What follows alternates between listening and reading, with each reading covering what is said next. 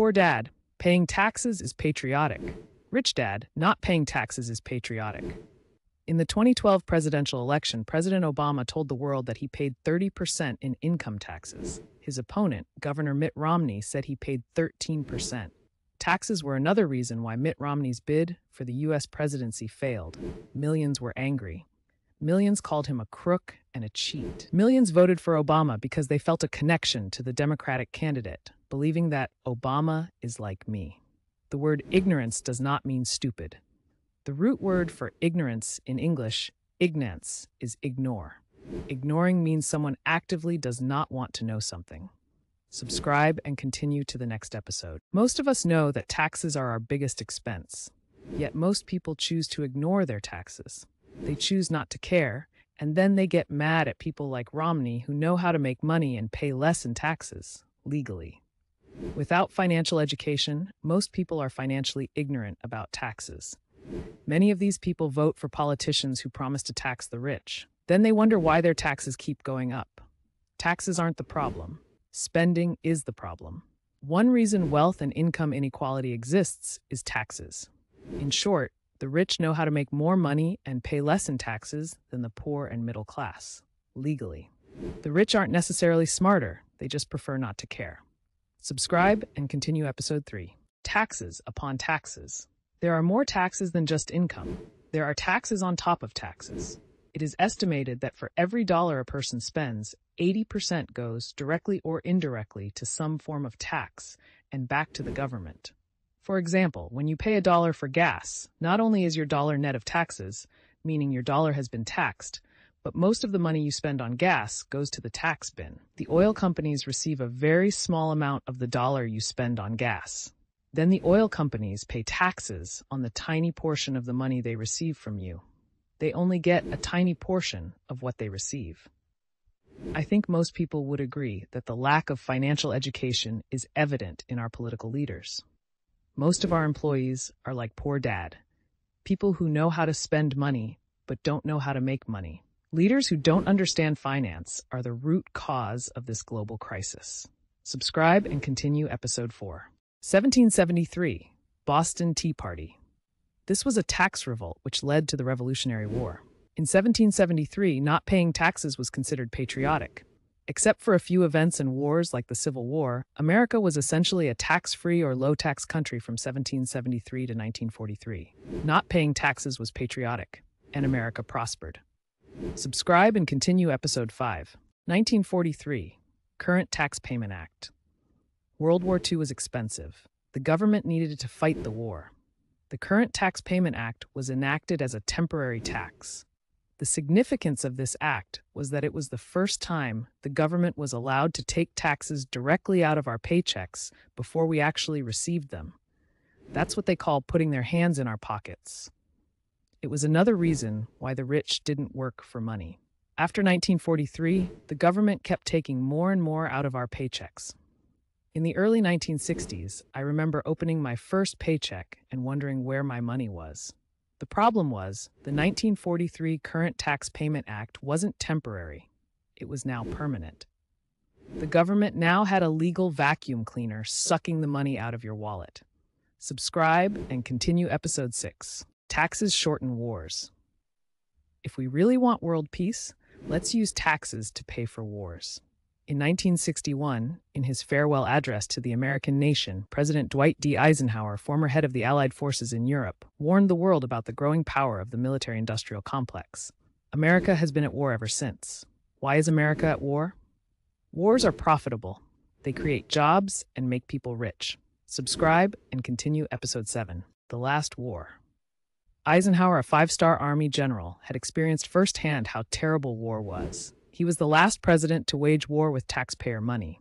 What was the point of using taxpayer money to wage war? Taxpayers demanded an immediate end to the war.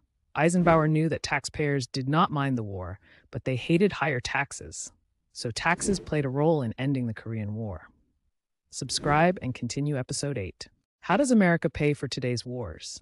America pays for wars with debt, not taxes. Future generations will eventually pay taxes for today's wars. Is that why Nixon took the dollar off the gold standard in 1971? The The United States spent too much money fighting Vietnam? That's one reason. The military-industrial complex spent money on wars that America couldn't win. I know, I was there. Wars may be stupid, but they're profitable. The poor and the middle class send their sons and daughters to fight in wars, and the rich get richer. I fear we're in a war on terror, a war that may never end. The rich on both sides get richer, while innocent people die. So, can taxes be patriotic or unpatriotic? Well, it all depends on your perspective and your financial education. Subscribe and continue episode 9. Better tax advice. Tom Wheelwright has been my tax advisor for years. Tom has guided me through the fast lane of life and business. He has made millions of dollars for Kim and me and saved us millions in taxes. He is one of our greatest teachers. I mean this because I had to prepare myself before Tom could guide me. He couldn't have guided me if I didn't learn first. I asked Tom to write the book Tax-Free Wealth, so you know what to do, how to prepare yourself for the world of the wealthy. Are you saying that even if I have a college education and a great job, Tom can't help me? That's right. In fact, if you're an employee, Tom can't help you much. All you need is a tax filing service like H&R Block. Tom's Tax Lessons. Subscribe and continue to episode 16. Petrodollars. In 1974, President Nixon signed an agreement with the Saudi Arabian royal family. The deal was that from then on, all the oil in the world had to be hedged in US dollars. US dollars become petrodollars. Why do they do it? Because after 1971, the year when Nixon made his promise to the world that the US dollar would be backed by gold, the hegemony of the United States, the power and influence of the US dollar, was threatened. By forcing the rest of the world to buy and sell oil in dollars, the United States and the dollar regained status in the world. Oil is the lifeblood of the world economy. Gold substitute oil. The countries that control the oil control the world. World War II was about oil. Japan attacked the United States because the United States was blocking Japan's oil supplies. War. Vietnam was an oil issue. The United States does not want Vietnam to sell oil directly to China. Subscribe and continue, episode 10. Why is oil history so important? Some of the tax breaks I got came from investing in American oil. Do you mean investing in oil companies like Chevron or Exxon? No, this is an investment for passive investors. I am a professional investor, so passive investors don't receive the same tax breaks that professional investors do. It's true that the tax rules are different. You will learn more things if you continue to follow this channel. To become a professional investor, I suggest you ask a professional for advice. Is investing in oil and accepting huge taxes patriotic or not? What I think is not important. What do you think? Subscribe and continue episode 12. Tax breaks for oil development. Each country decides what is important for their economy.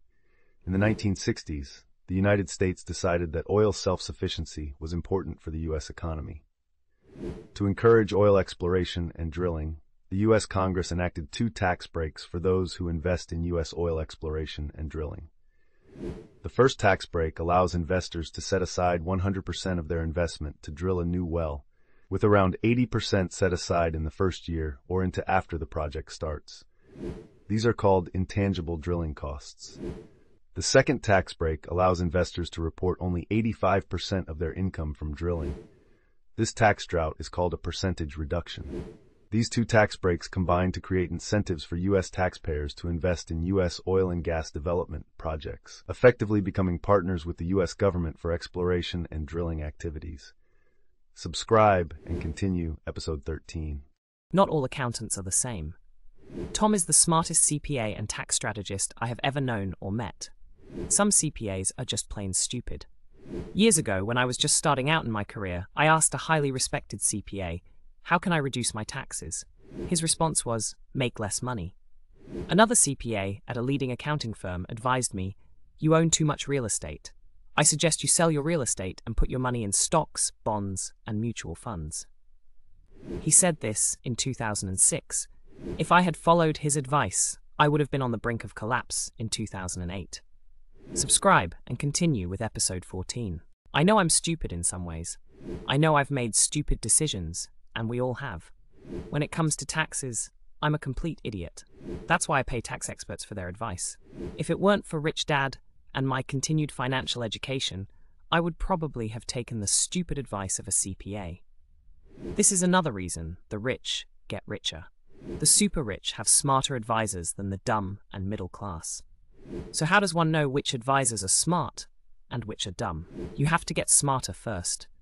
When you can tell the good from the bad, you feel like you can take any advice. Honestly, an advisor, like a CPA, can only give me advice that's within my level of education and experience. For example, I can't drive. I can't take a car test. I have to learn to drive first. Subscribe and continue episode 15.